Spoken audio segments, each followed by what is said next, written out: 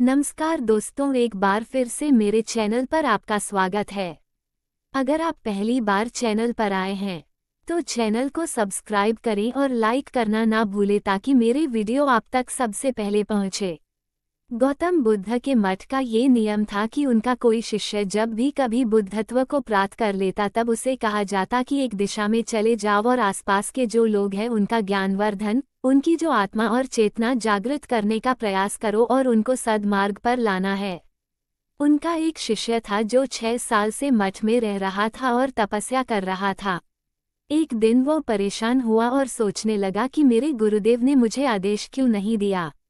इसी बात पर नाराज होकर वो गौतम बुद्ध के पास गया और कहने लगा कि मेरी तपस्या में ऐसी क्या कमी रह गई? क्या मैंने ज्ञान अर्जित नहीं किया और अब तक आपने मुझे आदेश नहीं दिया कि जाकर किसी दूसरे जगह पर अपना ज्ञान बांटो, और क्या मैंने बुद्धत्व प्राप्त नहीं किया है? तभी गौतम बुद्ध ने शिष्य से कहा, सुनो, तुम्हें थोड़ा और समय लगेगा, यही समय बिताऊं। ये बात सुनकर वह शिष्य चीड़ गया और कहने लग गया कि गुरुदेव, आपके ज्ञान में कमी रह गई और आप मुझे ज्ञान नहीं दे पाए। गौतम बुद्ध को लगा कि ये समझेगा नहीं और कहा, ठीक है, कल सुबह पूर्व दिशा में एक गांव है, वह जाना और वहां से भिक्षा लेकर आना और अपना पूरा दिन वही बिताना और कोशिश करना कि वहां के लोगों को थोड़ा सा ज्ञान बांटना और आकर मुझे बताना कि अनुभव कैसा रहा। वह शिष्य बड़ा खुश हुआ और उसको लगा कि अब तो बात बन गई, अब मुझे आदेश मिल गया, और वह दूसरे दिन सुबह पूर्व दिशा की उस गांव में चला गया और शाम में जब वापस आया तो हाथ में पट्टी बंधी थी और हाथ पैरों पर चोट निशान थे। ये देखकर गौतम बुद्ध ने उस शिष्य से पूछा कि ये क्या हाल कर लिया। तब उसने बताया कि आपने मुझे कैसे गांव में भेज दिया और वहां पर जब मैंने भिक्षा मांगी तो लोग मुझे डांटने लगे और भगाने लगे। एक व्यक्ति सिर्फ वहां पर मुझे भिक्षा दी, वो भी जमीन पर फेंककर, और कहा कि ले जाओ इसको।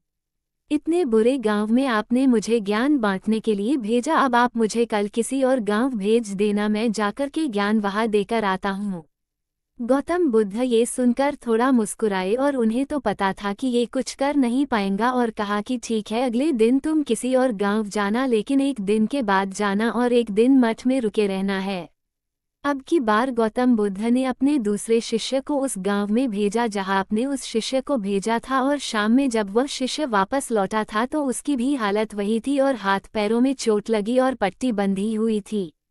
गौतम बुद्ध ने पहले वाले शिष्य के सामने दूसरे शिष्य से पूछा कि हुआ क्या था।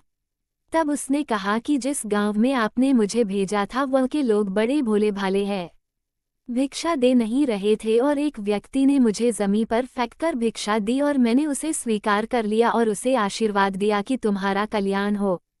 तो वह व्यक्ति चौंक गया और कहने लगा कि आप गजब के इंसान हो, मैं आपको जमीन पर फेंककर भिक्षा दी और आप मुझे कल्याण हो का आशीर्वाद दिया। तब मैंने उसे कहा कि मैं अपना कर्तव्य निभाऊंगा और आप भी बड़े दानी हैं और आपने मुझे भिक्षा दी है। उसके बाद में जब वह से निकल रहा तब मैंने देखा कि एक बच्चा बीमार था और मैं जंगल में गया तब वहां से जड़ी बूटी लाने, और जब मैं लौट रहा था तब कुछ लोगों ने मुझे पकड़ लिया और पूछने लगे कि ये जड़ी बूटी कहाँ लेकर जा रहे हूँ। तब मैंने उनसे निवेदन किया कि मुझे छोड़ दो, एक बीमार छोटे बच्चे की मदद करनी है, और तब उन्होंने मुझे छोड़ दिया। जब मैं गांव में वापस आकर उस बच्चे की मलहम पट्टी कर रहा था तो तभी गांव वाले मुझ पर हमला करने लगे। तब उस दानी व्यक्ति ने जिसने मुझे जमीन पर फेंककर भिक्षा दी थी उसने गांव वालों को रोका और कहा कि यह ठीक व्यक्ति है और इसे अपना काम करने दो। जब मैंने जड़ी बूटी लगाई तो बच्चा ठीक हो गया और सब मेरे लिए तालियां बजाने लगे। सभी गांव वाले कहने लगे कि कल फिर आएगा, गुरुदेव मुझे कल फिर उस गांव में भेजिएगा, क्योंकि वह बड़े ही भोले लोग हैं, समझते नहीं है, बस प्यार बहुत है, और अब की बार कोशिश करूंगा कि थोड़ा प्यार और उनके पास पहुंचाने का और ज्ञान उन तक पहुंचाने का। वो सब ज्ञानी तो लेकिन बस जब अनजान व्यक्ति से बात करने में डरते हैं।